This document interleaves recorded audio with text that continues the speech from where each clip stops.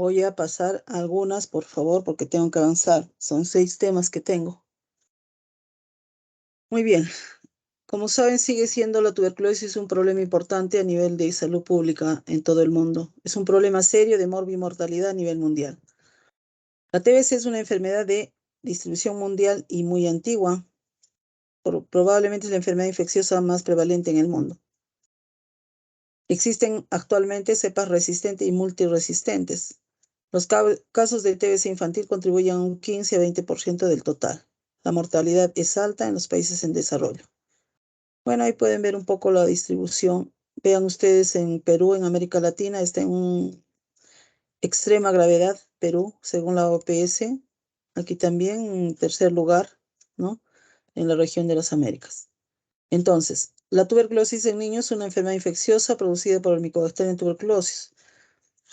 La TBC en el niño suele cursar con manifestaciones inespecíficas o puede ser incluso asintomática, lo que retrasa el diagnóstico. Pero se sabe que cuando tú encuentras un niño, debe haber un adulto con tuberculosis. También se sabe que una vez iniciado el tratamiento del adulto ya va a ser negativo después de 2 semanas. Y la aparición de VIH hace muchos años ha causado el resurgimiento.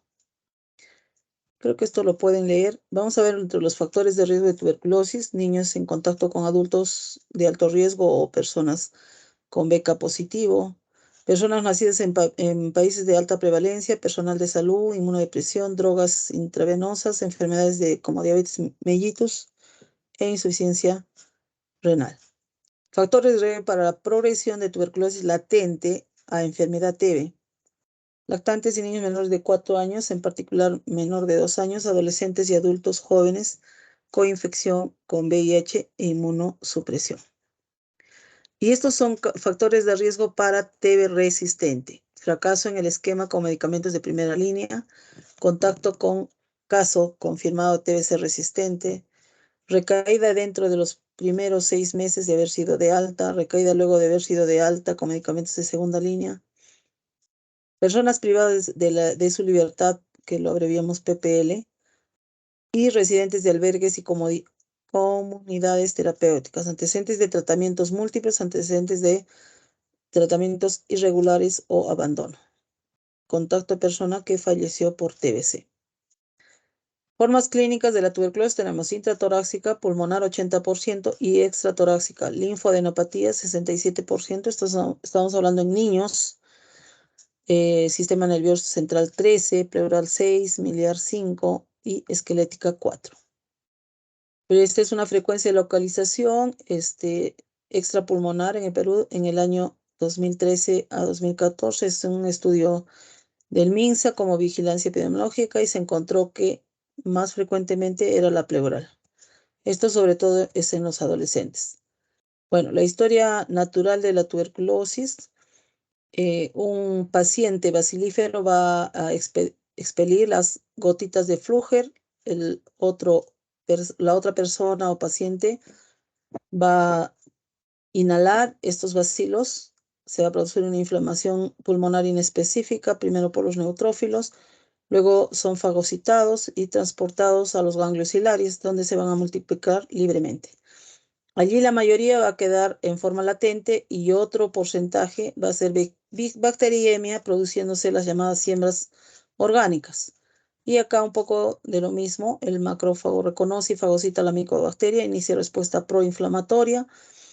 Hay presentación de antígenos micobacterianos a linfocitos T, transformación blástica de los linfocitos CD4, liberación de citoquinas, activación de macrófagos alveolares y destrucción de los bacilos.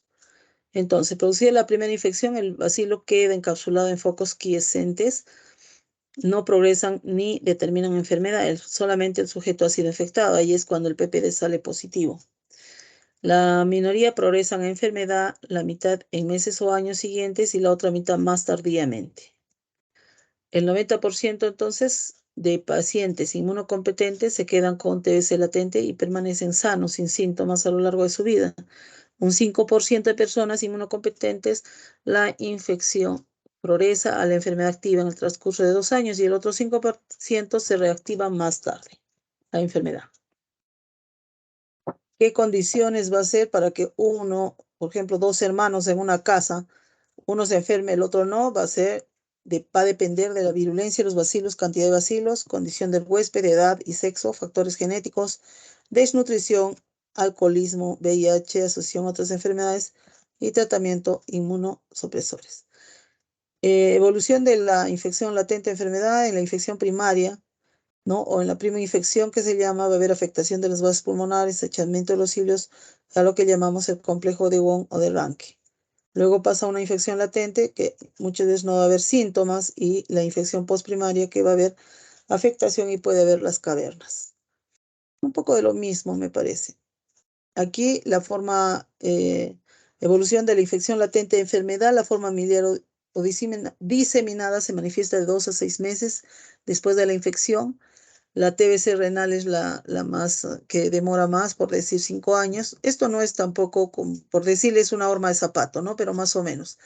La ósea va a tardar 1 a 2 años y la mayoría de infecciones en niños ocurren dentro del lapso de 1 a 2 años de la infección inicial.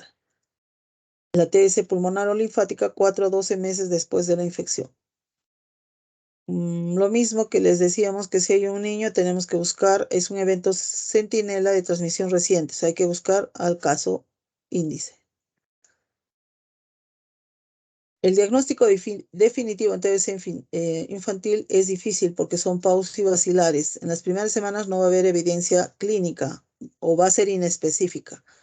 La radiología no es patognomónica y el PPD recién va a ser positivo después de las 2 semanas a 10, puede tardar 3 meses. Y hay mucha dificultad para obtener o aislar el bacilo de Koch. Ya, poco de lo mismo. Evaluación conjunta de criterios. ¿Cómo vamos a hacer? Epidemiológicos, clínicos, tuberculínicos, radiológicos, microbiológicos, histopatológicos. Criterio epidemiológico. La tuberculosis se transmite por contacto de persona a persona. Inhalación de en las gotitas de Fluger, vía respiratoria 98%. Recuerden que la transmisión de un paciente con BK positivo puede transmitir 30 metros a la redonda, 30 metros a la redonda. Por eso es que cuentan los pacientes tanto intradomiciliares como extradomiciliares. Ya les dije que esto, lo primero, la sintomatología del niño aparece antes del adulto responsable. Criterio epidemiológico positivo, es decir, que hay un caso índice, ¿no es cierto? 70% de los casos índice en TBC pulmonar en niños y el 80% con meningitis tuberculosas. Criterio clínico. El niño, hemos dicho que solo puede estar asintomático o solo puede tener anorexia o no gana peso, fiebre, dinamia, pero creo que aquí o simplemente estar así, o sea, un poco apagado, ¿no? Y aquí esto es lo que yo siempre les llamo la atención para que puedan tener en cuenta, que es diferente en el lactante, la clínica preescolar o niños mayores. En lactantes, mayor cantidad de síntomas, tos, fiebre, deforesia, hiporexia, pérdida de peso, irritabilidad, ¿no? Puede ser similar a una neumonía bacteriana. En preescolares pueden estar asintomáticos o pueden tener tos crónica o simplemente no ganancia de peso o algo de sudoración. Y en niños mayores y adultos, sí, ya parecido al adulto, tos crónica, abstenia, dinamia, febrícula, sudoración nocturna. Y nuevamente acá, como pueden ver, lo mismo más o menos para que ustedes tengan en cuenta. El criterio inmunológico es el PPD. Recuerden que se coloca un mililitro en la región intradérmica. Y como se lee en la figura de abajo, como pueden ver, es el eje transversal al eje del brazo. A veces incluso las enfermeras leen mal, ¿ya? Es un método de diagnóstico de infección tuberculosa, tiene una respuesta inmunológica inmediata por células, lógicamente se lee a las 72 horas. El periodo de tiempo que se necesita para que sea positivo dice 8 a 12 semanas después de la infección. Bueno, esto es técnica nada más, ¿sí? Y positivo le decimos en 5 a personal de salud, o sea, 5 es positivo cuando es personal de salud, es contacto de de un caso índice BK positivo, de tratamiento con corticoides, de un niño desnutrido, moderado, severo, de ¿qué me está faltando? el tratamiento inmunosupresor VIH. En todos ellos, 5 es positivo. Bueno, acá dice, sigue siendo uno de los pilares en el diagnóstico, pero antes de la pandemia, incluso participé yo en reuniones que se dieron en Lima, porque iba a salir una norma técnica en niños, pero que lamentablemente se detuvo todo por la pandemia. Y en el que iban a dar más importancia a la radiografía en este momento. Aquí tienen criterios de positividad, ¿no es cierto? Y falsos positivos. Van a leerlo. Falsos positivos y hay falsos negativos. Falsos negativos, seguimos con falsos. Radiografías. Hemos dicho que no hay patognomónica, pero yo voy a empezar en 3 casos. Tratamiento y sigo estudiando al paciente. En el caso de TBC miliar, complejo de Wong y una caverna. En ese caso, se dice que tiene tuberculosis porque esas placas me inducen mucho, van a dar un gran porcentaje de positividad para tuberculosis, pero yo sigo estudiando. No hay signo patognomónico de tuberculosis, ¿ok? Entonces empecemos, ahí tienen un complejo de Wong, pueden ver acá ya, incluso sería una postprimaria esto, no solo está en el ganglio, porque normalmente debe haber un ganglio satélite y un infiltrado alveolar. Generalmente es en el derecho porque el bronquio es más grueso y de un ángulo menos agudo, como el izquierdo, el bronquio principal es más delgado y va hacia arriba. Y ahí pueden ver otro complejo de Wong, cómo se ve fácilmente en la radiografía lateral es cuando se va a confirmar las adenopatías. Lógicamente, si es un poco, por decirles, difícil, hay que tomar una tomografía. Esta es una TB miliar, miren el infiltrado micronodular difuso en ambos campos pulmonares, incluso acá ya borra o pues de repente hay un derrame pleural. Incluso me atrevería a decir que es broncógena, pero miren, es el patrón que nunca se van a olvidar. Y la tuberculosis, la TB pleural, ¿no? En el contexto. Lactante con tuberculosis miliar. Quizás la pueden mirar de otro modo, ¿no es cierto? Hay otra tuberculosis con TBC miliar. Ahí en la lateral, ya aquí la formación de cavernas. Adenopatía ileal derecha, su neumonía, acá neumonía lobular de tipo tuberculoso. Finalmente ahí tienen un complejo de Wong, complejo primario o de Ranke. Y aquí lo estamos demostrando, que tiene su infiltrado acá, el complejo de una pequeña condensación en pulmón derecho con una adenopatía. A veces en los niños generalmente lo vemos en la base, ¿ok? Y aquí en la tomografía pueden ver fácilmente las adenopatías, que acá probablemente era un poco difícil. Y nuevamente acá, simplemente les he traído bastantes imágenes para que puedan ver, igual una pleuresía TB o un derrame pleural TB. Este es un paciente de 5 meses con desnutrición severa y síndrome febril. Una imagen que no se va a mover. Y TBC miliar, tuberculosis tipo adulto, que empieza así como si fuera como una neumonía y luego aparecen las cavernas. Otra neumonía TB, condensación parenquimatosa, miren. Y una tomografía donde se aprecian las adenopatías en el centro hipodenso ileal mediastínicas con compresión del bronquio. Mire, estos, por ejemplo, pueden tener sibilancias, pero solo en un lado. Otra radiografía de TBC miliar, a veces no sale nítida, ¿no? Acá otra vez, para que no se olviden, como gránulos de mijo. Y esta es una broncógena porque tienen algodones, como algodones, un infiltrado algodones. Entonces eso sí debe ser. Una entero peritoneal, miran las estrecheces, hay dilatación y otros momentos estrecheces. Y aquí me parece que había en columna, me parece que es esta, a ver, la lateral. Mire, esta, hay destrucción, pero es solo una.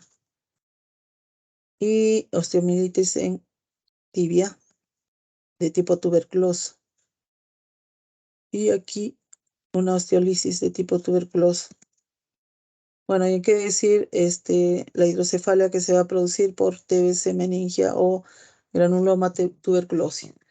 En la tomografía, los cortes finos de alta resolución va a ser cuando hay cuando no podemos ver bien el hilio o los adenopatías, aparte de la placa lateral.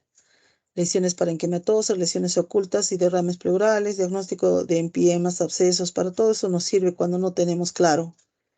Y el criterio bacteriológico del bacilo de Koch, parásito estricto, ácido alcohol resistente, tiene una longitud de 1 a 4 micras, es aerobio, de multiplicación lenta, tiene virulencia variable, tiene muchos antígenos y el daño va a depender de la respuesta del huésped o cómo encuentra el huésped. Sensible al calor, rayos ultravioleta, al fenol, al cresol. Bueno, ¿cómo voy a hacer la pesquita? En la expectoración espontánea en la mañana, pero cuando son niños muchas veces se tienen que realizar con suero hipertónico o contenido gástrico en ayudas o aspirado faringio. Y en otros casos que es posible hacer un lavado bronquio alveolar cuando es difícil la muestra y para mandarlo a cultivar. Hay que hacer muestras seriadas. Ya en el curso que fuimos a Lima nos dijeron, nosotros decimos siempre BK en esputo 1-2, o sea, 2 días diferentes, pero podría ser el mismo día. ¿Ya? Se guarda ayunas, por ejemplo, se toma desayuno y ya no come nada hasta las 2 de la tarde, ahí se puede sacar otra muestra de contenido gástrico o faringio. ¿Ok? Bueno, la tinción de Barr, pruebas de ADN y reacción de polimerasa en cadena, eso cuesta alrededor de entre 600 y 400 soles, normalmente lo deben mandar a Lima. Hay algún laboratorio por acá que no, y siempre da resultados, ¿sabes? Positivos, y no, tiene que ser ¿cómo se dice? De garantía, ¿no? Y acá simplemente vean ustedes cuándo es negativo, cuando decimos una cruz, 2 cruces, 3 cruces, que van a leerlo, tienen que aprender eso. Y la obtención de muestras, lo mismo que estamos diciendo, ¿no? Del jugo gástrico. ¿Qué más? Bueno, esta es la rendición si hacemos o sea, es comparaciones entre aspirado gástrico expuesto inducido. El gran problema es que no tenemos muestras de todos los niños y menos aún de los más pequeños. O sea, nos da miedo muchas veces, en las postas dicen, no, no puede expectorar, si es que de frente a veces le dan tratamiento cuando no debe ser así. Siempre las charlas que doy en periferia les digo, mándenos al hospital, ahorita estamos 3 neumólogos pediatras en el Honorio Delgado, entonces deben mandarlo. Y si no, hacer en la posta su estudio de aspirado gástrico, que sí lo puede hacer cualquier licenciada en un centro o puesto de salud. ¿Listo? Y las pruebas, ¿no es cierto? Microscopía, pruebas moleculares y cultivo. Un poco de lo que les digo de las muestras. Y vamos a ver el ensayo de liberación con interferón gamma, detección, secreción de interferón gamma. El ensayo se mide con reacción inmunitaria celular. Y el GeneSper es el que tenemos en la Jereza, pero últimamente nos dijeron que estaba mal logrado, no sé en este momento, que va a identificar a la isoniazida a la rifampicina, pero por ende también puede decirnos si es resistente o no. Y normalmente, si es resistente a la rifampicina, es resistente a la isoniazida, por eso se llama MDR. Cuando son, ¿qué más? Reacción cadena de la polimerasa, y les hablan de especificidad, otros cultivos de medios sólidos, como lo es Jensen, ¿no? El crecimiento va a demorar 3 a 8 semanas, no se considera negativo hasta haber transcurrido 6 meses, el tiempo de lectura es 4 a 5 semanas. Ahí está, para que vean el cultivo del que estamos hablando. Hay otras nuevas técnicas de cultivos líquidos y antibiograma, tinción con fluorocromos, método de recolección de ácidos nucleicos, métodos de cultivo que probablemente algunos, los más importantes que están resaltados, puedo tomarles en el examen.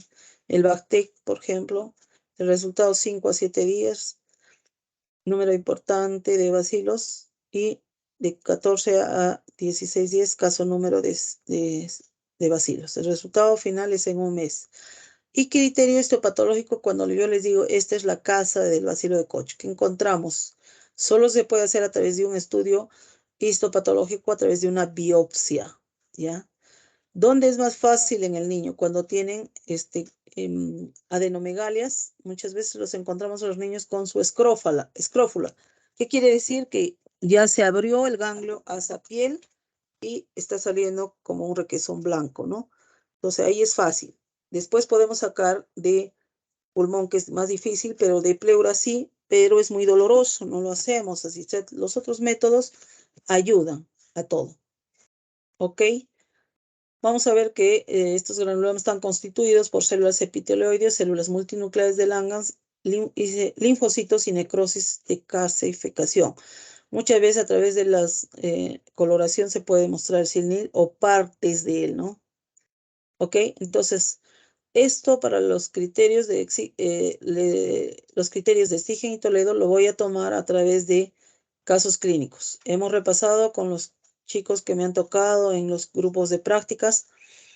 Si yo encuentro al culpable, al BK, 7 puntos. Si encuentro su casa o el granuloma específico a través de una biopsia, 4 puntos. El PPPN me vale 3 puntos. El patrón sugestivo de TV, 2 puntos. Sintomatología, 2 puntos. Y antecedente de contacto, 2 puntos, que es el contacto epidemiológico. 2 puntos, no tuberculosis. De 2 a 4, posible, debo seguir estudiando. De 5 a 6, debo hacer prueba terapéutica y seguir estudiando. Y de 7 o más, el diagnóstico es seguro. ¿Ok? Pero en niños nos ayuda la triada, ¿cómo le llamamos? El PPD, la radiografía y el contacto. Eso ayuda bastante. ¿Qué más? Bueno, los síntomas que les hablamos ahí, bueno, un poco el resumen de esto. Simplemente los 3 estadios que ustedes tienen que saber que un paciente, por ejemplo, tiene el contacto índice en casa o extradomiciliario. Eso es epidemiológico, el paciente lo estudio y no sale nada positivo, entonces se queda en contacto. Si yo estudio al paciente y el PPD me sale positivo, eso es infección, lo demás es negativo. Y ya enfermedad, cuando tú tienes criterios para decir que el paciente tiene enfermedad. Esos son los 3 estadios de la tuberculosis: contacto, infección latente y enfermedad tuberculosa. Muy bien. El tratamiento es la quimioprofilaxis, isoniazida. Vamos a dar 15 miligramos por kilo por día por 6 meses, máximo 300 miligramos. ¿Ok? Un poco, y este es el tratamiento actualizado para cualquier caso clínico que yo les voy a dejar. Ustedes tienen que tener en cuenta este cuadro. Ya lo demás es manejo de tratamientos recién nacidos, uso de corticoides, TBDM y nada más. Listo. Entonces, creo que podemos pasar al siguiente tema, que es neumonía grave.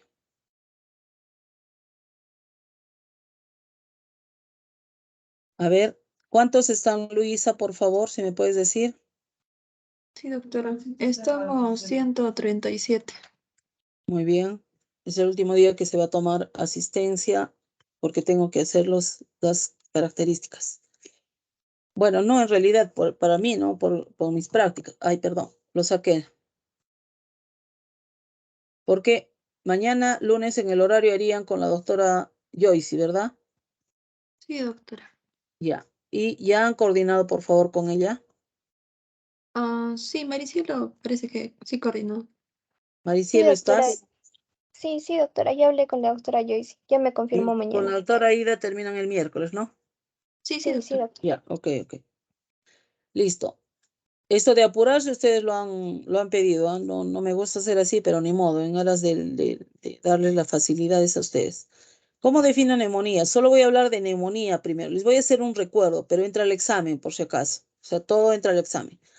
Lesión inflamatoria infecciosa del parénquima pulmonar con extensión o compromiso variable de unidades alveolares, las vías de conducción, o sea, entre alveolo y alveolo, ¿no es cierto? Estos son los acinos que van a terminar en un bronquiolo, y el intersticio que es entre alveolo y alveolo.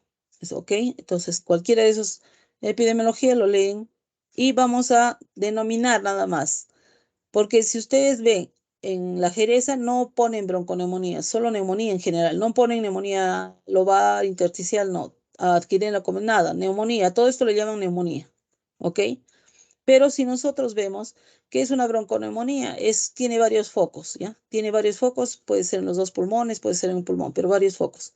Es diferente de una neumonía lobar, que es solo en un foco. Neumonía intersticial, que son líneas ileofugales que parten del corazón hacia afuera, normalmente no pasan del tercio interno. ¿Qué más? Esto es lo mismo que acabamos de decir allá. En bronconeumonía generalmente van a estar los niños más pequeños, o sea, cuando hacen una neumonía bacteriana. Y acá están neumococo, estafilo, hemófilos, entre los más importantes. Ya va siendo menos porque están vacunados. Las neumonías intersticiales, ¿no es cierto?, van a estar más frecuentes en lactantes y el origen es viral, lesiones difusas. Lobares, como están viendo en la figura, ¿no es cierto?, puede ser un solo foco inflamatorio circunscrito y unifocal que crece centrífugamente, o sea, de adentro hacia afuera va creciendo cualquier foco neumónico. Neumonías lobares, ahí pueden ver, el neumococo es el principal. Y la neumonía atípica, ¿cuándo sucede? Cuando yo escucho al paciente y escucho full crépitos, roncantes, todo, voy a la placa y no veo nada, hasta una placa normal. O al revés, yo no escucho al paciente ruidos agregados, ni crépitos, ni nada, voy a la placa y está totalmente sucia. Eso es la disociación clínico-radiológica. NAC, neumonía adquirida en la comunidad que se inició en su hogar, y hospitalaria cuando un niño va, por ejemplo, por una fractura, se juntan todos porque viene Pinocho a presentarles una presentación o porque miraron televisión juntos, ya sale de alta después de su operación del huesito, pero se lleva una neumonía. Pregunta de examen, ¿cuál es la etiología de la neumonía en general? Virus, bacterias, micobacteria, micoplasma, clamidia, parásitos y hongos. Y la etiología por edad, menos de un año, menos de un mes, neonato, E. coli, bacilos gram negativos, streptococo del grupo B, listeria, entre otros. De 1 a 3 meses y de 3 a 5 años, el principal es el virus, ¿ya? No decimos que es el único, pero en el 90% va a ser virus. Después ustedes tienen atrás los menos frecuentes. Ya mayores de 5 años, el más importante es el neumococo, ¿ok? Ya un poco de lo mismo. Aquí hablo un poco del neumococo que van a leerlo ustedes. Esto sí me interesa, la patología, la etapa de congestión de la neumonía que va a demorar 24 horas iniciales, que voy a ver en la región macroscópica o de manera macroscópica, enrojecimiento y arcillosa. Micro, congestión vascular y edema alveolar, pocos neutrófilos y muchas bacterias. En la hepatización roja, segundo día más o menos de consolidación, macro que veo, semejante al hígado color rojizo. Micro, alvéolos con glóbulos rojos, extravasados, neutrófilos, fibrina, menos bacterias. Hepatización gris del tercer a quinto día. Macro está seco, friable y su color es pardo. Micro incrementa fibrina, intraalveolar, muchos neutrófilos y macrófagos, pocas bacterias. Y resolución, 7 a 10 días, resolución de material inflamatorio y restauración de la arquitectura. ¿Ok? La clínica puede ser brusco, hay fiebre, astenia, ¿no es cierto? Sudoración. Tos, expectoración, polimnia, aleteo nasal, tiraje, quejido expiratorio. Entonces, dentro de los principales signos vamos a decir tos, fiebre o fiebre tos, como quieran, y dificultad respiratoria. Esos son los 3 signos patognomónicos. ¿Qué voy a escuchar? Murmullo vesicular disminuido, respiración soplante, un soplo tubario, broncofonía, aumento de las vibraciones vocales, crépitos, matidez y submatidez. Esta es una orientación académica cuando yo digo la clínica, tanto en bacteriana, viral y la neumonía típica por micoplasma, que es el agente principal.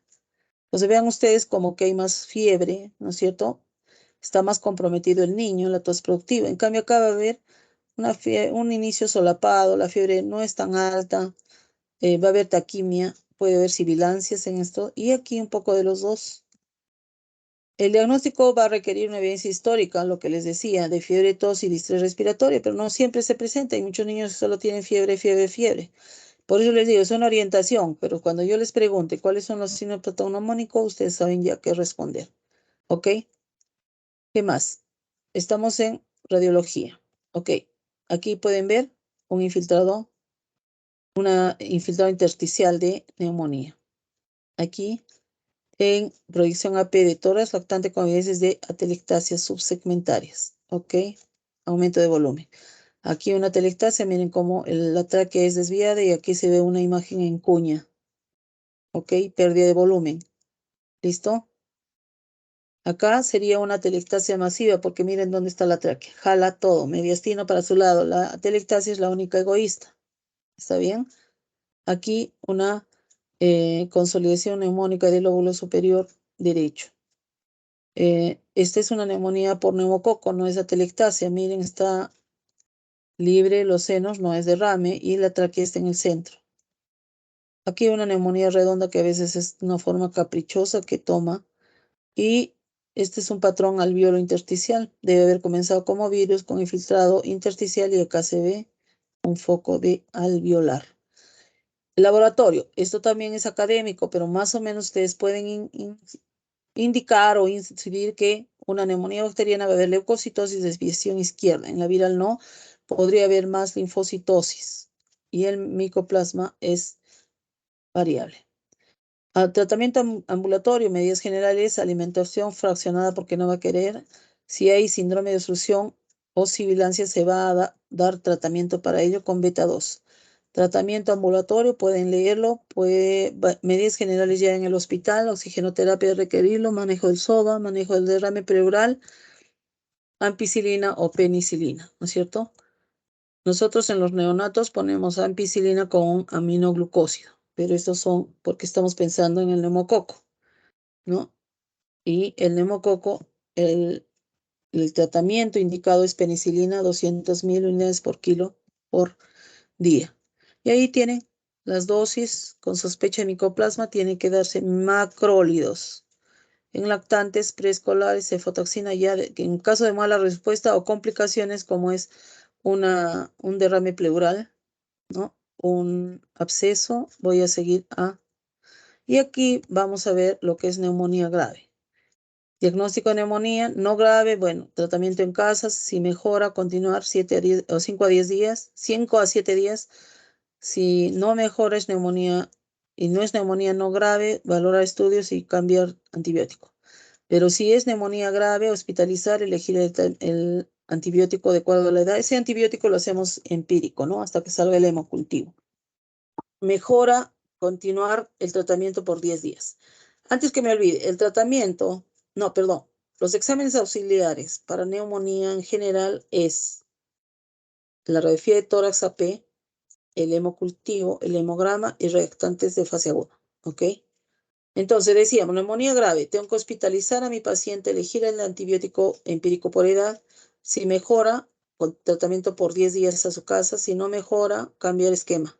Si mejora, continúa el tratamiento 2 a 3 semanas. Y si no mejora, considerar estudios adicionales como una tomografía. Entonces, las complicaciones de la neumonía son pleurales, derrame pleural en piema, pulmonares, neumonía necrotizante, absceso pulmonar, neumotórax y atelectasia.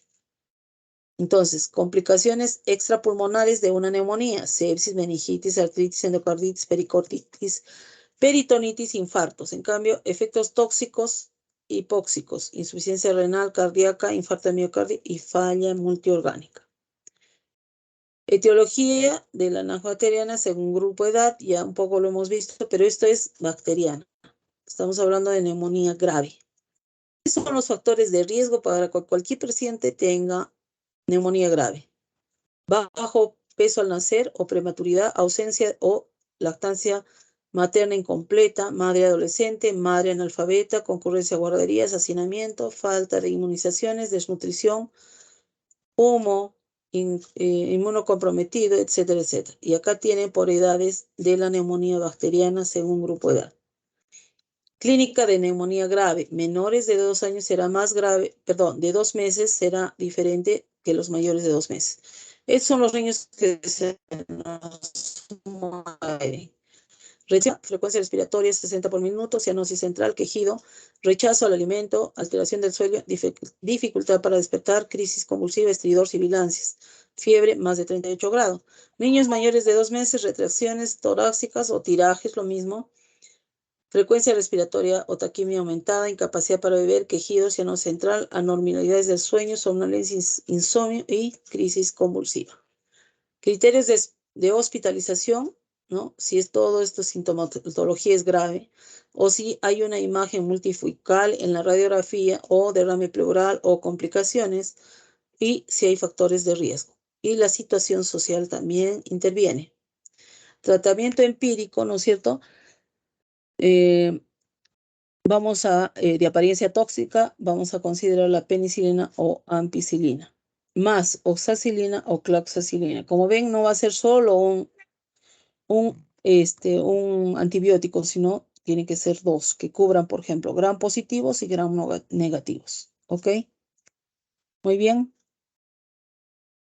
Duración del tratamiento de las NAC complicadas de 14 a 21 días, con empiema mínimo 21 días, hasta 4 semanas.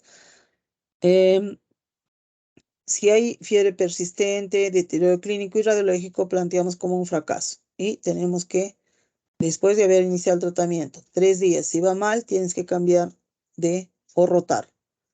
Y acá un poco el tratamiento que ustedes deben hacer como elección alternativa. Y en neumonía grave, ustedes pueden ver acá. Esto es lo que voy a tomar. ¿Ok? Listo. Bueno, los casos clínicos en aras del tiempo lo van a ustedes seguir, ver, porque no vamos a tener tiempo. ¿Ok? Listo. ¿Preguntas hasta ahí?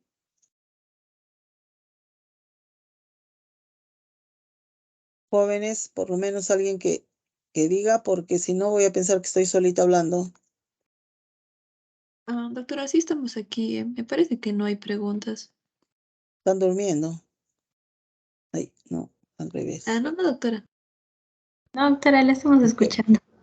Bien, voy a preguntar a cualquiera. Si no está, muere. ¿Ah? Ya pongo 10 nomás, ya por gusto dan examen. ¿Ya? Ya, entonces de las complicaciones de la neumonía grave habíamos hablado complicaciones derrame pleural y empiema. Entonces, voy a pasar algunas cosas porque yo cuando hago la clase, lógicamente, si me voy a dedicar a esto, hablo un poco de la fisiología, fisiopatología, en fin. Voy a pasar un poco rápido. La última etapa de un derrame pleural, cuando se sigue complicando, va a ser el empiema. En ese sentido, tienen que ustedes entender qué es un derrame, la acumulación de líquido en el espacio pleural. O se llamamos, o este contexto de explicación de derrame pleural, estamos hablando de un derrame pleural paraneumónico, ¿ok? Bueno, epidemiología me la paso. Fisiopatología, el líquido pleural es un ultrafiltrado del plasma procedente de ambas hojas pleurales. No supera el volumen de 5 a 15 mililitros y la resorción se realiza vía linfática diariamente a través de la pleura parietal. El derrame pleural se produce cuando hay un desbalance entre la producción y resorción del líquido pleural. Un poco de lo mismo. Acúmulo, claro, en la cavidad puedo acumular sangre, linfa, pus o secreción serosa. Pero esto sí es importante. La fase exudativa, que da de 48 horas a 5 días, va a haber un desequilibrio entre la absorción y reabsorción del líquido estéril. Luego pasamos a la fase fibrino-purulenta, que va entre 5 días a 10 días, en la que va a haber adherencias fibrinosas, líquido viscosos y el pulmón aún expansible. Y la de tercera o de organización va a haber proliferación ya de fibroblastos, restricción del movimiento torácico, y es cuando se forman los tabiques. La etiología más frecuente, neumococo, estafilococo, pero también los virus pueden darnos, el micoplasma también. Generalmente los virus no dan un derrame grande, ¿no? Perdón un ratito.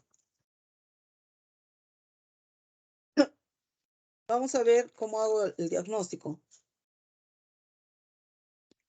Con la historia clínica, un niño con síntomas clásicos de neumonía, los que hemos hablado ya, fiebre, tos, malestar, anorexia, dolor abdominal, con afectación general. El dolor pleurítico va a doler como un puñal cuando las pleuras se rozan, ¿no? Ahí va a haber el dolor. Después, si se abre ya o se separan por el líquido, entonces ya no va a doler, ¿ok?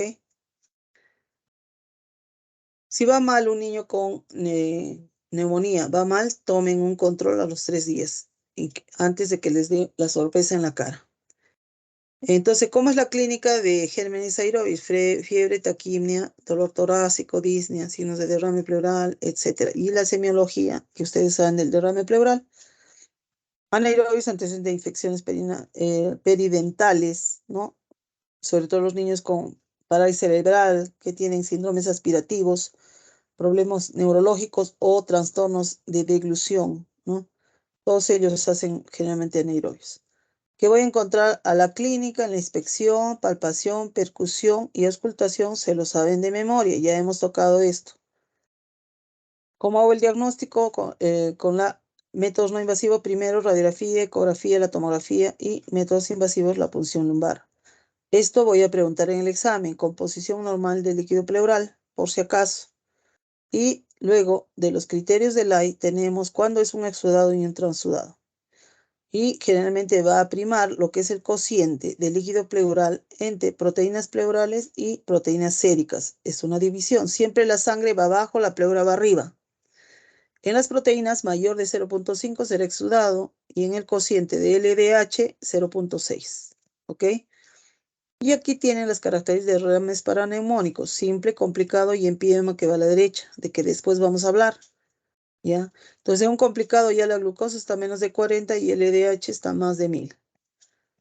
Exámenes complementarios, la ecografía de tórax, ecografía torácica, el hemograma, el AGA, bueno, proteínas, se reactiva, hemocultivo y cultivo de esputo, pero habría que sacar desde dentro, o sea, de un tubo endotraqueal, por ejemplo, PPD, para ver también o estudiar tuberculosis. Y el análisis de líquido pleural, pH, glucosa, leucocitos, gramicultivo para gérmenes comunes, cultivo para BCAS, ¿no es cierto? Para el bacilo de Koch, antígeno de neumococo, reacción en cadena de polimerasa. Entonces, cuando vemos un borramiento del seno costodiafragmático, lo vamos a ver con una concavidad hacia arriba, ¿no es cierto? Y eso simplemente va a ser ya 200 a 250 de líquido acumulado.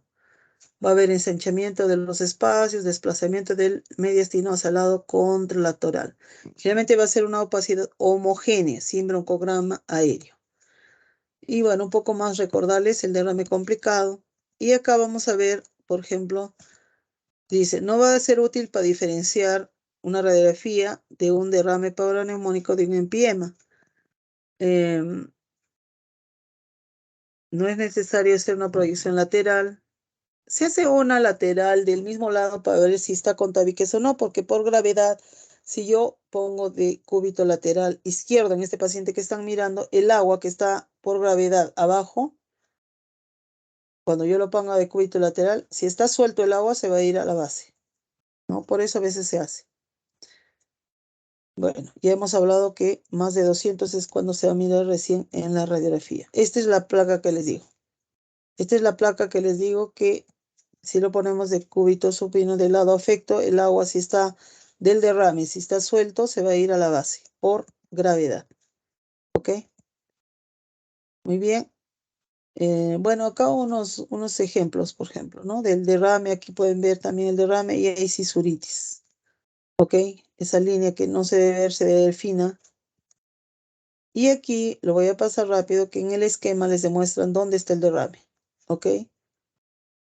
Están viendo ahí, aquí, para que observen que recién se está iniciando. Este ya es más grande y la curva de Masó claramente. Esta cuando tiene esta forma que ustedes están viendo, que parece acá, yo puedo mirar y digo es un quiste hidatídico, miren. Es porque hay tabiques ya, porque es complicado. ¿Ok? Acá hay uno masivo y miren cómo desplaza la tráquea y el mediastino. Ahí los pongo en esquema para que más o menos vean. Y acá está una ecografía que pueden ver el derrame pleural claramente ahí en negro, el líquido negro, hígado, la pleura, ¿ok? Ahí pueden ver el líquido y aquí los tabiques, ¿ok? Entonces vean la diferencia, que cómo puedo ver en una radiografía, en una ecografía y en una tomografía, que este líquido donde está uno, que se ve más negrito. Generalmente lo vamos a hacer con contraste. Ahí tienen otro derrame, tratamiento. Y esto es cuando va mal, ¿no es cierto? Todo tenemos que monitorear porque el paciente se te puede morir. Y acá este es tema de examen, los criterios del AI. Cuando es un derrame paraneumónico no significativo, no complicado, ahí solo se dan antibióticos, las características del líquido están al centro. Aquí, cuando la clase 3 derrame complicado leve, ya hay antibióticos y tóraco-central serial, sobre todo para estudiar. Acá ya tengo que hacer derrame pleural porque de todas maneras el líquido va a ser más grande. Y cuando empieza a formarse este ya líquido, podremos hacer la toracoscopía para colocar fibrinolíticos, ¿no? Y cuando hay pus ya estamos con el empiema y el empiema complicado con derrame. Entonces, ¿qué es el empiema? Acumulación de pus en el espacio pleural. Estamos en esta fase de organización. El estadio de pleuritis seca, proceso inflamatorio del parénquima, se extiende la pleura visceral, causa reacción pleural, dolor pleural al roce, eso es lo que les digo que duele como un puñal en la espalda, ¿ya? El estadio exudativo va a haber inflamación, permeabilidad vascular, mayor permeabilidad, formación de líquido, todavía es estéril. En el estadio fibrino purulento hay migración de bacterias, activación de enzimas y citoquinas proinflamatorias, coágulos de fibrina, ya la pus es franca, y la de organización ya se formación de membranas de fibrina, engrosamiento pleural y locución, es decir, con tabiques. Etiología, Staphylococcus aureus, neumococo, piógenes, entre otros. Y el derrame pleural, ¿cuáles son las características del líquido pleural? Pues pH menos de 7, leucocitos 15.000, glucosa menos de 40, el cultivo positivo y DHL mayor de 1000. Y ahí pueden ver los tabiques también claramente en una radiografía. Y bueno, ya complicado. Tratamiento antibiótico. Ustedes ven que es de segunda línea y generalmente cubrimos gram positivos y gram negativos. Fibrinolíticos y el drenaje cuando es mucho. Ya esto leen nomás, no es necesario que se lo aprendan. El tratamiento con fibrinolíticos. ¿Qué más hay? ¿En qué casos? Cirugía, fracaso del tubo de drenaje, antibióticos. Si persiste la sepsis, perdón, asociada con colección pleural persistente o empiema complicado con patología. Y la toracoscopía guiada por video o microtoracotomía y decorticación. ¿Ok? Muy bien. ¿Preguntas?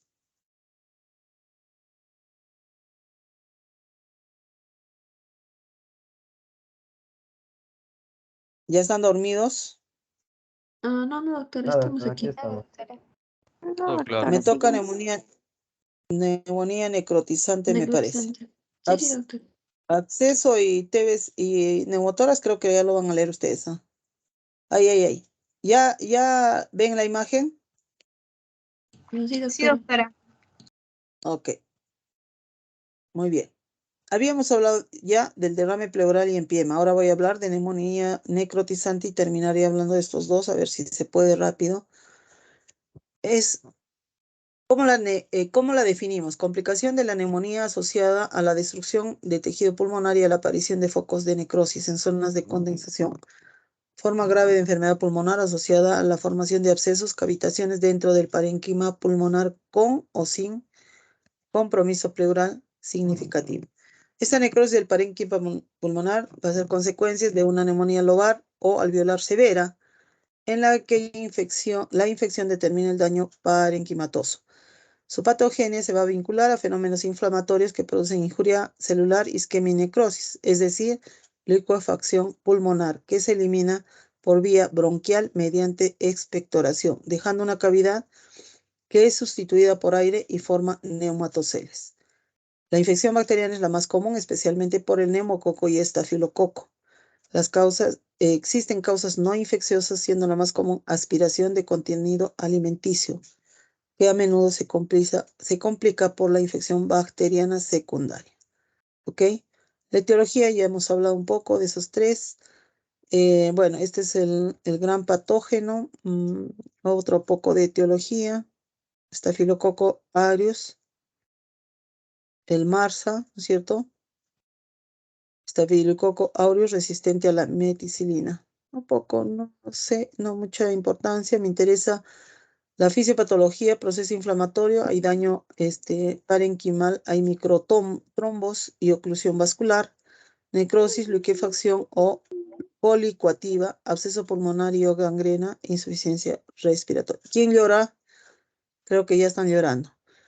El curso es más grave de cualquier neumonía, con mal estado general, fiebre persistente recurrente y hospitalización prolongada. Se va a acompañar de otras complicaciones como son insuficiencia respiratoria, derrame pleural, empiema, fístula broncopleural, pioneumatocele. Son frecuentes las complicaciones extrapulmonares también como shock, sepsis, anemia, hipoalbuminemia. ¿Cuál es la clínica?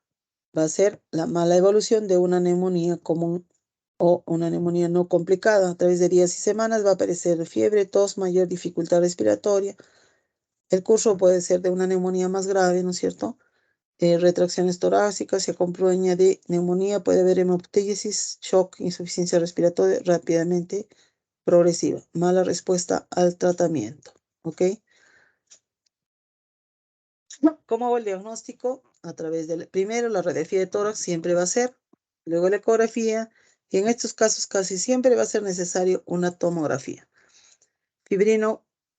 Fibrinoscopía. Y pueden ya ver las imágenes aquí que no son tan notorias de repente, y aquí sí pueden ver el área de condensación con infiltrado alveolar y las zonas de las bulas o de necrosis. Aquí pueden ver, miren, se ve así porque está a través de la gravedad, va hacia arriba las burbujas. Aquí pueden ver, están señalando las flechas rojas y aquí fácilmente en la tomografía. Aquí otra imagen que pueden ver y ahí pueden ver la liquefacción o necrosis. Ahí hay otras imágenes de otro corte de la tomografía en la que pueden ver las bolas. Y aquí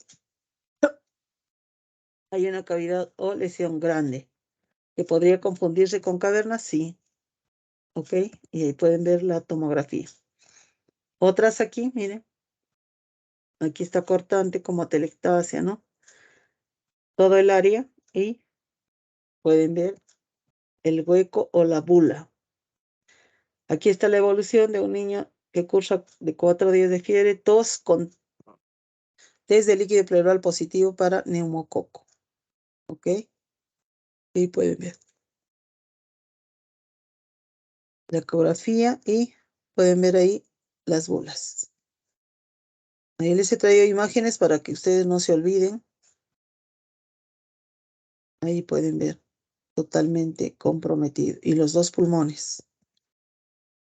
Aquí pueden ver fácilmente el lóbulo superior derecho.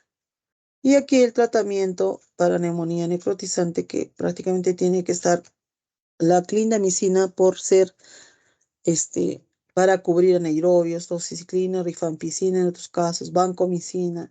Y lógicamente muchas veces estos pacientes van a estar en UCI por la dificultad. En marcha, bueno, meticilina, clindamicina. Casos clínicos los van a leer, está claramente ahí descrita las radiografías. Estos son los niños que yo pude recolectar, pacientes que hemos tenido en el Honorio Delgado, y pueden ver fácilmente en la tomografía cómo hay la liquefacción, incluido por ejemplo, está acompañado de derrame pleural, que pueden ver en esta zona. Este es Paola Cusi, miren, incluso hay neumotórax. Ven el pulmón colapsado aquí, el área de radiolucidez sin trama y va evolucionando, gracias a Dios, favorablemente. Ahí tienen más imágenes. ¿Ok? Muy bien. Y terminamos, creo, con abscesos. ¿Se han cansado? No. No, doctora. No, No, doctora. doctora. Puede continuar, por favor. Sí, ya termino ya con... Ay, ¿dónde está? A ver, voy a ver si está acá. Cerramos. Sí, neumotórax está acá. No sé por qué. A ver. Es que está abierto, creo.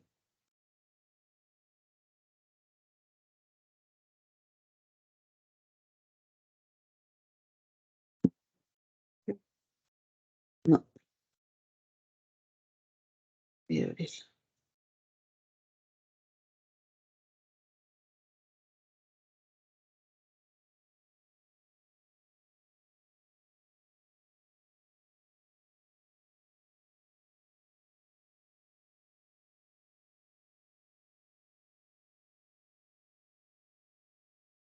Ya, ahora sí se ve la imagen, por favor.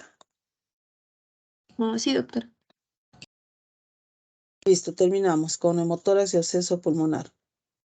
Ahí en las complicaciones de la neumonía dentro de lo que es pulmón. Neumotórax en el niño, ¿cómo la definimos? Una colección anormal de aire en el espacio pleural. El aire puede entrar a la cavidad de la pleura proveniente de parenquima pulmonar, una neumonía complicada del árbol traqueobronquial, esófago, órganos intraabdominales y del exterior a través de la pared torácica abierta, ¿no? Ejemplo, cuando un ladrón acuchilla y pone un arma blanca, ¿no? O un accidente. En en ocasiones puede originarse de una combinación de estas fuentes, ¿ok? Ahí están los ejemplos de donde puede prevenir. Existen varias clasificaciones. Etiológicamente vamos a decir espontáneo y traumático. Y el espontáneo puede ser primario o secundario. Primario aparece usualmente de una persona joven que no se encuentra con patología pulmonar, o sea, tiene ruptura de bulas subpleurales. Generalmente esos flaquitos, jóvenes flaquitos que nunca han estado mal, no tienen una placa previa. Con eso se nace, con eso viven, pero en eso están jugando fútbol, le dan un pelotazo o un golpe y se va a reventar, ¿ok? Esa es la primaria, es ruptura de bulas subpleurales. El hemotórax espontáneo secundario es producido por complicaciones de una enfermedad pulmonar, asma, enfisema, tuberculosis, absceso, tumores, VIH o infección de neumocistis carini, que ahora se llama Yerubesi. Neumotórax por trauma puede ser producido por un amplio espectro de lesiones de pulmón de vías aéreas, trauma penetrado o cerrado del tórax, barotrauma, lesiones iatrogénicas, punción venosa central. También nosotros cuando ponemos una vía central puede causarse un neumotórax. Y por toracocentesis también. El neumotórax, como ya pueden ver, siempre va cerrando así, o sea, en forma. Hemos dicho que, vamos a decir, el derrame pleural carcome el hemitórax de abajo hacia arriba y formando la curva de Masson. El neumotórax carcome de la parte lateral hacia adentro y se va dando también en porcentaje. Pero siempre, cada vez que es mayor, al pulmoncito lo vemos ahí más chiquito, más colapsado. Por su presentación se puede clasificar en abierto, hipertensivo o atención y estable. Neumotórax abierto ocurre cuando se produce una conexión entre el aire del exterior y el espacio interpleural. El hipertensivo es producido por una fisura pulmonar que actúa como válvula unidireccional. Permite la entrada del aire a la pleura, más no su salida. La presión dentro de la pleura llega a ser igual o superior a la atmosférica. Y ahí tienen en esquema entre el aire y no tiene por dónde salir. Neumotórax estable, aquel que no cambia en su magnitud y que no causa creciente alteración respiratoria ni hemodinámica. Teniendo en cuenta el colapso pulmonar, se lo clasifica en grados de neumotórax. Considerando la clavícula como referencia, la misma se le divide en tercio externo, medio e interno. Y ahí tienen, ¿ok? Tercio externo, tercio medio y tercio interno. Grado 1, colapso pulmonar por fuera de la línea de la clavícula, por fuera de la línea de la clavícula externa. Grado 2, moderado, colapso pulmonar entre las líneas claviculares media y externa. Y grado 3, colapso grave, ¿no es cierto? Colapso pulmonar dentro de la línea media. Es con respecto al pulmón, ¿ok? Y en la fisiopatología, el aire ingresa a la cavidad pleural a presiones mayores que la atmosférica, se va a desarrollar un neumotórax a tensión. El aire pleural en conexión directa con la atmósfera se divide en neumotórax abierto. Esta comunicación puede intermitentemente cerrarse o abrirse dependiendo de las presiones de la atmósfera y de la cavidad torácica. El neumotórax abierto secundario es una lesión parietal. A una lesión parietal importante genera un abundante ingreso de aire generando lesiones torácicas aspirativas. La importancia de esta colección anormal en el espacio pleural puede interferir con las funciones respiratorias cardiovascular. Drenaje de las colecciones mediante un tubo de drenaje puede establecer la normalidad. O sea, tenemos que hacer una toracocentesis y poner un tubo de drenaje torácico. Colección de pequeñas algunas colecciones de las pequeñas pueden manejarse mediante la observación o seguimiento. En otras, la aspiración de elección mediante agujas o catéteres se puede solucionar en el segundo espacio intercostal.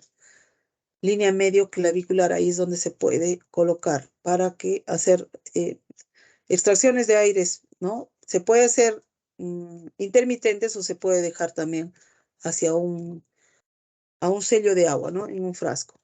En ausencia de trauma, el neumotórax puede ser el resultado de una ruptura alveolar secundaria al incremento abrupto de la presión intratorácica intraalveolar con la glotis cerrada.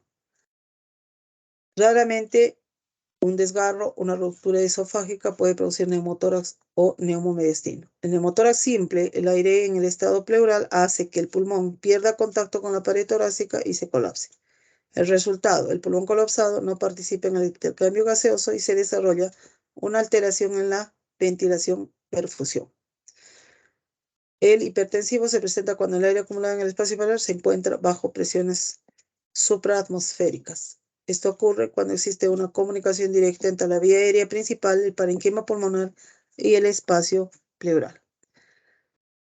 El neumotórax hipertensivo puede desplazar el mediastino, inferir en el retorno venoso mediante el acodamiento de la vena cava, un incremento de la resistencia al flujo venoso, llevando una disminución a la precarga, hipotensión y shock. Y ahí pueden tener en esquema el neumotórax simple, en esquema, en dibujo, un neumotórax a tensión, en estos dos casos, y el hemoneumotórax, ¿ok? Neumotórax abierto, que entra de afuera hacia adentro. Bueno, y ahí pueden ver radiografías de algunos de nuestros pacientes, miren. Y ya está el mediastino y tráquea desviado hacia el otro lado, aquí. Y también depende de varios factores, la intensidad de síntomas, volumen del neumotórax, que el volumen del neumotórax determina el tiempo de reabsorción del aire. Por cada 24 se reabsorbe 1.25% del volumen. Miren ustedes, por eso les decía que carcome en forma vertical. Esto es 15%, por ejemplo, esto es 30%, miren, 70%. Y el pulmón se va a colapsar. Manejo, sellamiento completo de un neumotórax abierto. Existen aspectos únicos fisiológicos y anatómicos del tórax de la niñez que no son relevantes para la fisiopatología y el manejo del neumotórax. Los niños poseen una pared torácica más complaciente, y menos osificada, la que resulta una incidencia reducida de fracturas costales. El mediastino del niño es más móvil y de esta forma puede presentar mayor compromiso ventilatorio cardiovascular secundario a angulación traqueal por excesivo desplazamiento del mediastino. Tratamiento conservador, observación, cantidad de aire, tipo de fuga de aire, condición del parénquima pulmonar.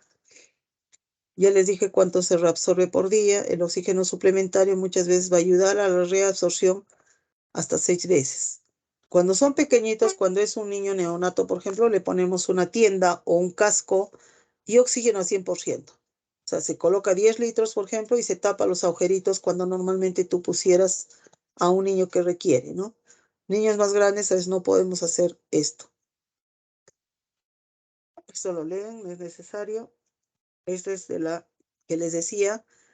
La punción para liberar un poco el neumotórax, línea medio clavicular y segundo espacio intercostal, porque el neumotórax o sentado el niño de pie va a estar hacia arriba el aire. Esa es la técnica que pueden ustedes un poquito leer. Colocación del drenaje, los tubos, sonda torácica y otra placa.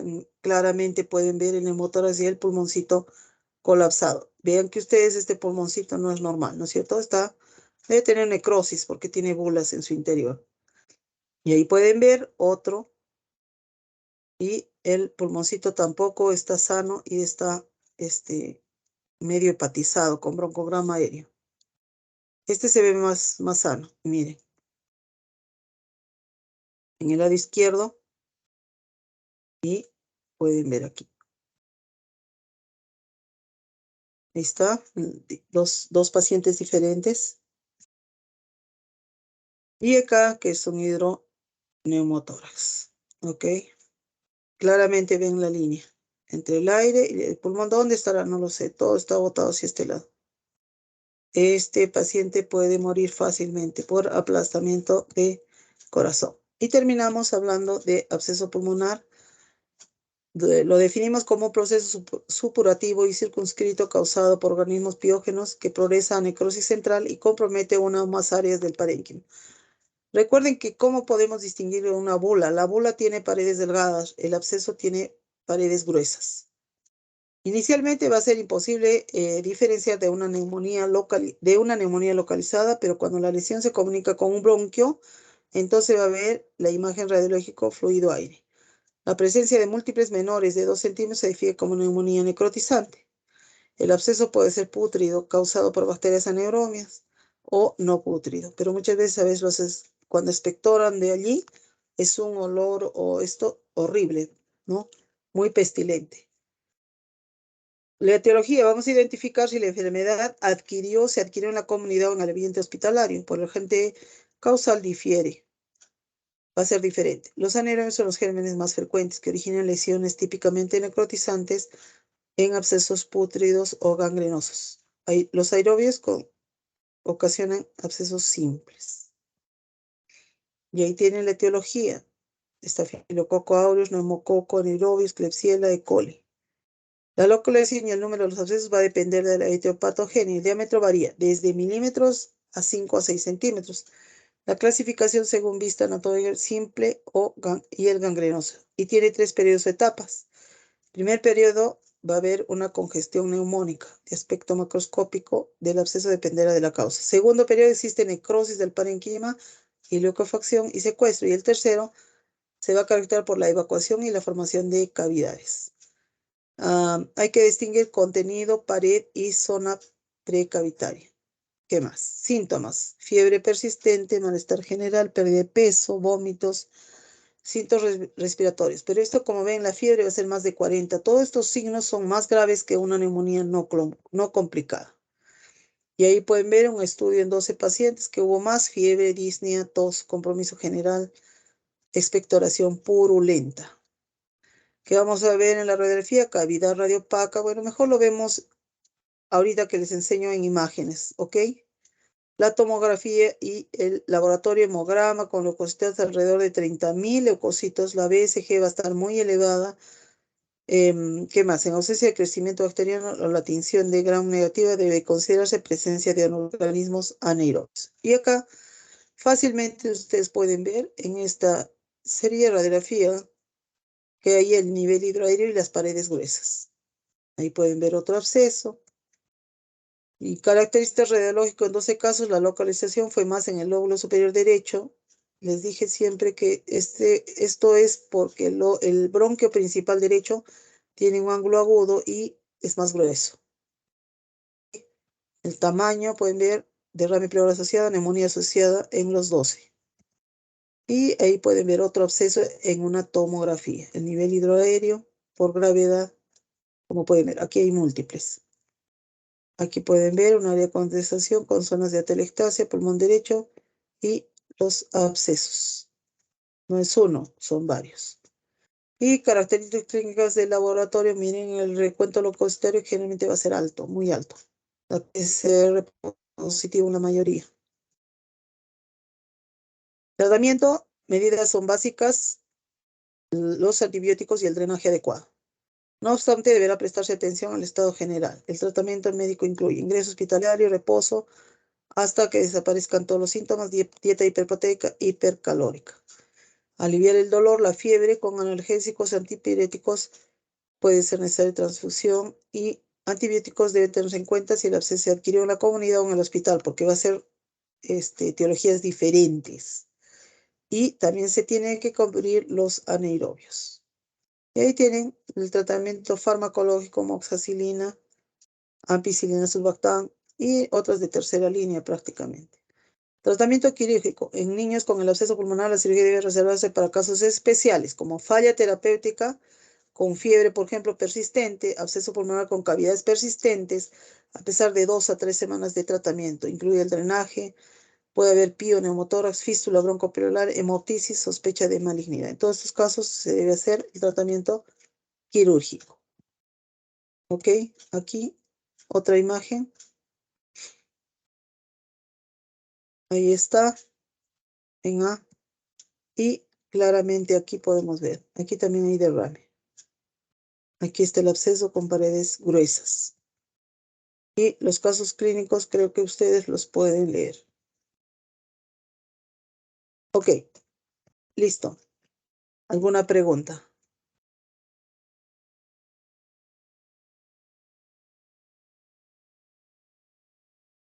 Creo que no, ¿Cuántos doctora. están durmiendo? Doctora, está en la reunión 135. Ya. Murieron ya como, ¿cuántos? 30 murieron. ¿O cuántos murieron? Poquitos. 10, doctora. Ah, ya. Bueno, espero haberles ayudado. Esta es mi última clase teórica. Nos vemos en el examen. Solo espero haberles ayudado en su preparación para atender niños graves. Al menos el esfuerzo que yo le pongo es bastante. No sé ustedes si lo que les molesta es que yo les tome examen, pero si no están, ¿qué aprenden? Es la única forma que tenemos nosotros para distinguir qué alumnos aprenden o no, porque se supone que todos asisten. No sé, ¿alguna pregunta, alguna cosa, Maricielo? No, ninguna, doctora. Muchas gracias a usted. Luisa. Doctora, una Sí, pregunta. sí. ¿El examen de esta fase va a ser igual con preguntas para llenar y todo eso? No lo sé, voy a soñar mañana. ¿Por qué te preocupa? Por si se demora en corregir, doctora. No lo sé. No sé todavía. De repente les voy a dar menos tiempo. Pero todavía no he estructurado nada todavía. Eso tengo que ponerme de acuerdo primero las preguntas con los otros docentes. Luisa, Bueno, agradecerle, doctora, por el tiempo y la dedicación al curso. Gracias, doctora. ok. Listo, chicos, entonces nos vemos. Chao, chao. Hasta luego, doctora. Muchas Gracias, gracias, doctora. doctora. Hasta luego, Muchas doctora. gracias. Muchas gracias. Solo les digo